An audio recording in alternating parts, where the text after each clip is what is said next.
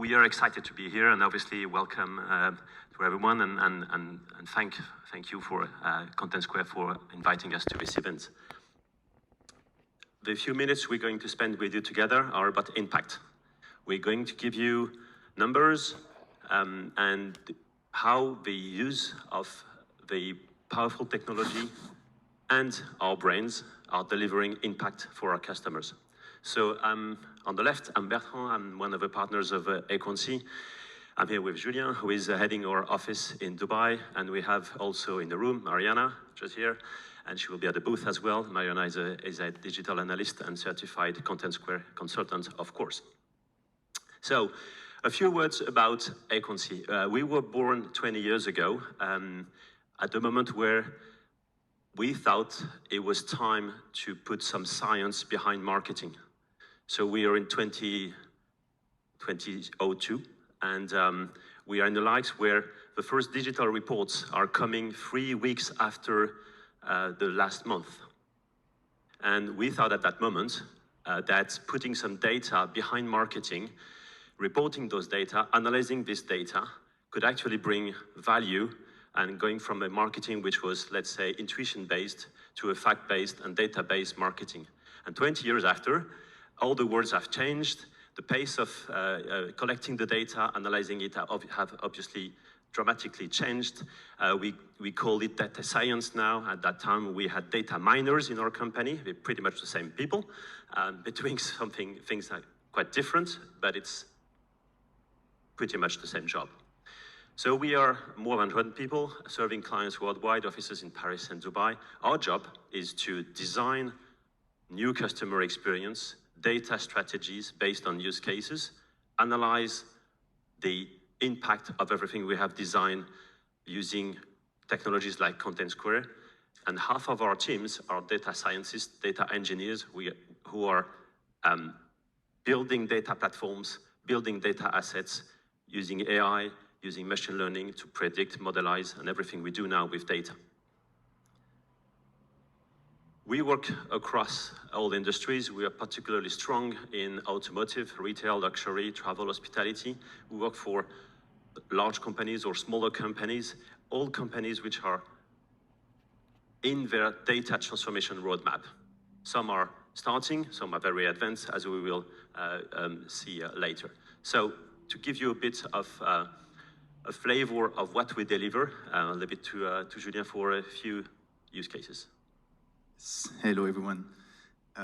One example, Nissan. Nissan is our client here in the region since 7 years now, in the GCC region.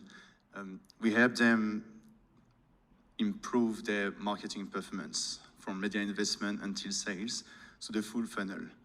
Today, it's a strong focus on UX, obviously on the websites, but we really support Nissan on the full funnel. Lately, we did this very interesting project for them, assessing and optimizing the test drive journey, online and offline, really understand the customer journey across the full test drive journey. So it was extremely interesting. We did benchmark, mystery shoppings, lots of things, and this came to optimizing the performance with great results. Another big client and a long-term relationship we have is Disneyland Paris. We've been working with them for 15 years now. We lately, I think it was last year, we started really industrializing the CRO program for them, all right, and really optimizing the conversion rates. And we also had great results. You see that there's $7.5 USD increase on the average basket for a brand like Disneyland Paris at the end of the year. It's a great achievement. And the last example, we've been working with the LVMH group for a few years now.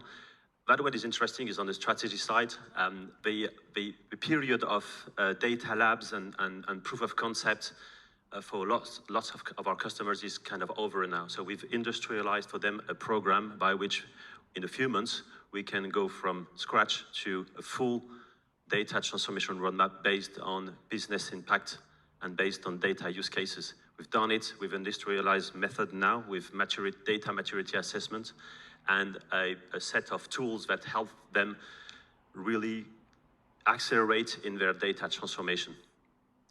Now, this was a few examples of what we do as a consulting firm, and the reason why actually our clients pay some of our brain time is because we deliver impact. Digging into more details on our partnership with Content Square, we made the choice of using the Volkswagen use case. So we've been working with them for a few years now, analyzing all their customer experience, and specifically in the digital funnel. And Julia will take you through the kind of analysis we do for them using Content Square, and I'll conclude with the impact it has got. Yeah, so we have a team of experts really learning a lot about the customer behavior and continuously optimizing the performance. We work across the full funnel again. I'll give you 3 examples. You'll see a few insights, okay? We have thousands of insights, hundreds of recommendations every month or every year. We don't have time now, so I'll just focus on 3 very quick examples on navigation, engagement, and conversion. The first one you see on the left, screenshots of, analyses we make using Content Square, obviously, the zoning, the heat maps, the journey analysis, any tool that we can, any analysis we can get through Content Square really help us understand the customer behavior.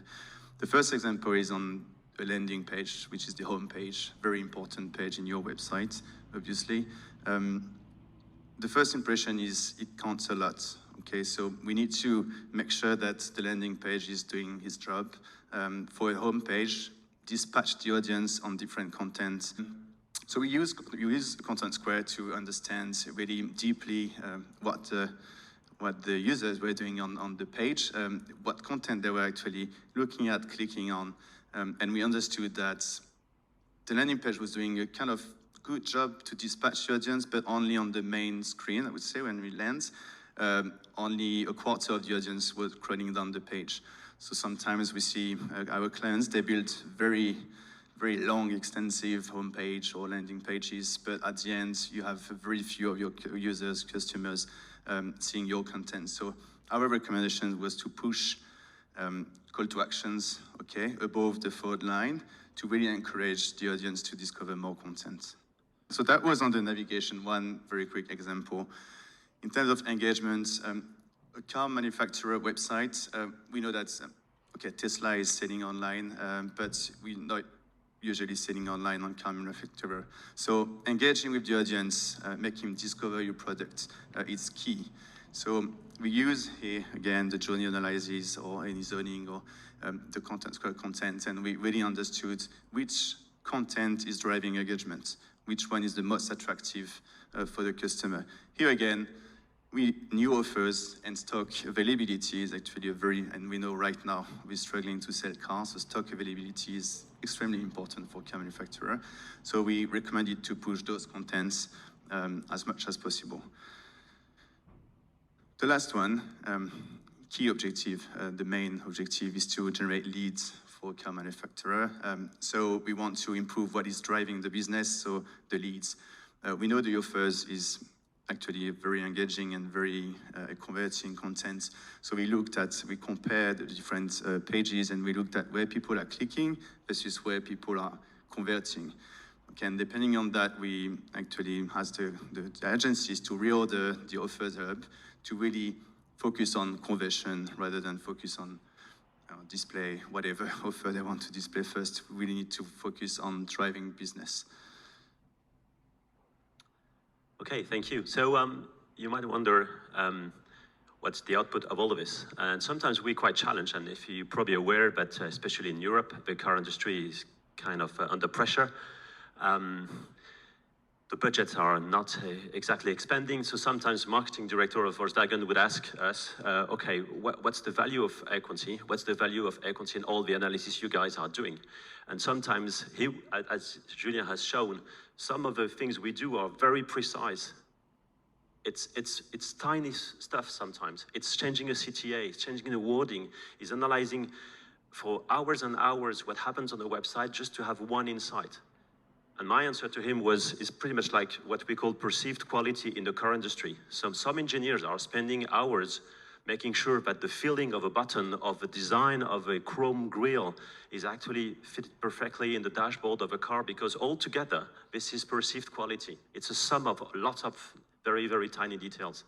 So we do all of this analysis. We spend, our team are spending hours and hours making sure that the customer experience of the Volkswagen website, which is 9 million unique visitors a year, so it's the #1 showroom. So they need to be very careful on the experience they deliver on this website. At the end of the day, all the analysis, all the improvements we have recommended that have been implemented is 400 additional sales. I can tell you the profit behind this because it's confidential, but it's millions. So all the work we're doing is actually delivering millions of euros of additional profit for the brand. So that's the impact we wanted to share with you today. And the other things we wanted to share with you, and I think we may repeat some of the things, and I think we all agree with some of the takeouts we wanted to leave you with. So you can, yeah. The first one is, as we just said, unleashing the power of customer experience knowledge. You can spend, and you should spend, hours trying to understand exactly the experience that your customers are living on your platforms. And it's infinite. The second one is always combine techno and brains. Obviously, I'm preaching for my own business here, but the power of technologies like Content Square is not enough if you don't have the human brains to take all the insights from the platform and recommend things that are actionable and can be implemented. And there's the third takeout, which is never giving up on implementing actions. The work we do with most of our clients is a never-ending continuous improvement circle. So we analyze, we recommend, we manage the implementation, make sure that everything we recommended has been implemented. We measure back that what we have recommended has had the impact that we were forecasting, and on and on. That's what we call the continuous improvement circle. Thank you very much for your attention, and hopefully we'll have further discussions.